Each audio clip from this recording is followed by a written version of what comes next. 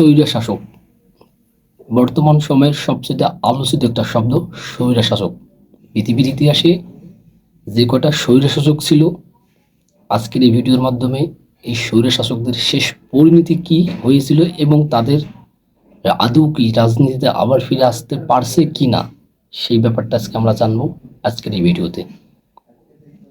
আধুনিক যুগের যদি যাকে প্রথম স্বৈরশাসক হিসেবে গণ্য করা হয়, সে হচ্ছে জার্মানির চ্যান্সেলর অ্যাডলফ হিটলার, যিনি কিনা দ্বিতীয় বিশ্বযুদ্ধের আগেই জার্মানিকে অনেকটা উচ্চ আরোহণে নিয়ে গেছিলেন এবং দ্বিতীয় বিশ্বযুদ্ধের সময় তার উচ্চাভিলাষ এবং তার একক আধিপত্য তাকে সর্বনাশ ডেকে আনে এবং জার্মানি দ্বিতীয় বিশ্বযুদ্ধে পরাজয় বরণ করে।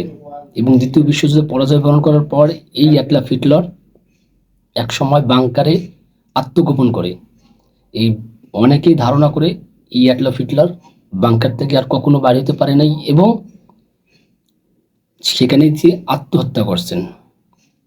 যদি আমরা 1979 ইরানের কথা বলি, ইসলামী বিপ্লবী বিক্ষুব্ধ জনতার মুখে ইরানের তৎকালীন প্রেসিডেন্ট রেজা শাহ পাহলভির নিজ দেশ থেকে পলায়ন করেন এবং মিশরে চলে যায় এবং মিশর থেকে পরবর্তীতে যুক্তরাষ্ট্রে চলে যায়।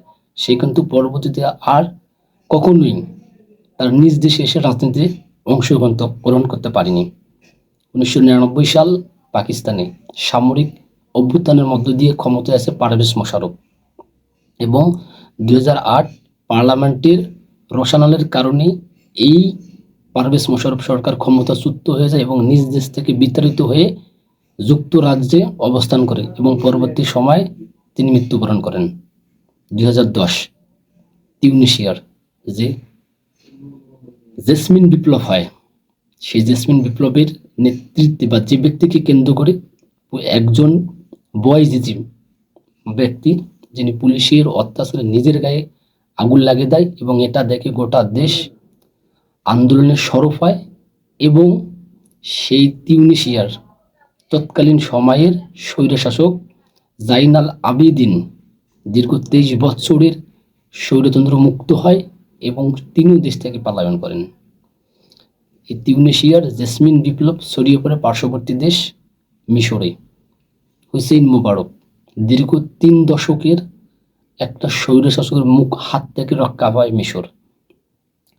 পার্শ্ববর্তী দেশ লিবিয়া গাদ্দাফির 42 বছরের স্বৈরতান্ত্রিক ক্ষমতার থেকে মুক্ত হয় লিবিয়াবাসী।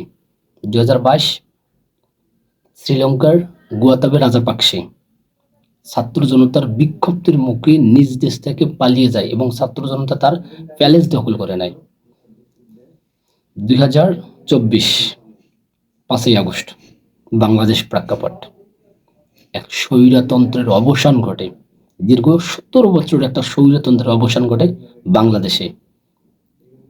ছাত্র জনতার গণ আন্দোলনের মুখে দেশ থেকে পালাতে বাধ্য হয় স্বৈরাচারী শাসক শেখ হাসিনা এবং ছাত্র জনতা সংসদ ভবন, গণভবন দখল করে নেয়। পার্শ্ববর্তী দেশ ভারতের আশ্রয় নেয় শেখ হাসিনা। 2024 7ই ডিসেম্বর অর্থাৎ সিরিয়ায় বাশার আল আসাদের পরিবারের দীর্ঘ 53 বছরের একটা স্বৈরতন্ত্রের হাত থেকে রক্ষা পায় সিরিয়ার জনগণ। 2024 দীর্ঘ 25 বছরের শাসনামল এককভাবে প্রতিষ্ঠা করেছিল বাশার আল আসাদ সরকার। তাদেরকে হায়াত আল তাহরির শামস গোষ্ঠী বিতাড়িত করে দিয়া সিরিয়াকে নতুন একটা রাষ্ট্রে, ন্যায় বিচারের রাষ্ট্রে পরিণত করে। সে বাশার আল আসাদও কিন্তু নিজ দেশে থাকতে পারেনি, পরবর্তীতে নিজ বিমান করে রাশিয়ায় পালিয়ে যায়। ইতিহাস বলে স্বৈরশাসকরা বাংলাদেশ কিংবা পৃথিবীর ইতিহাসে স্বৈরশাসকরা আর পরবর্তীতে নিজের রাজনীতিতে আর তেমনভাবে সক্রিয়ভাবে আসতে পারেনি কিংবা তাদের আর প্রত্যাবর্তন হয়নি রাজনীতিতে, ইতিহাস এমনটাই বলে। আর তাদের শেষ ভয়াবহ পরিণতি এমনই হয়েছিল যে তারা অন্যত্র দেশ চলে যায় কিংবা লাঞ্ছনা বাঞ্ছনার আক্রান্ত হয়ে তারা শেষ সময়টা মৃত্যুবরণ করে। অর্থাৎ পৃথিবীর যে দেশের স্বৈরা শাসক বা স্বৈরা শাসক যারা ছিল তারা কখনোই আর পরবর্তীতে রাজনীতিতে ফিরে আসতে পারেনি। ইতিহাস এমনটাই বলে।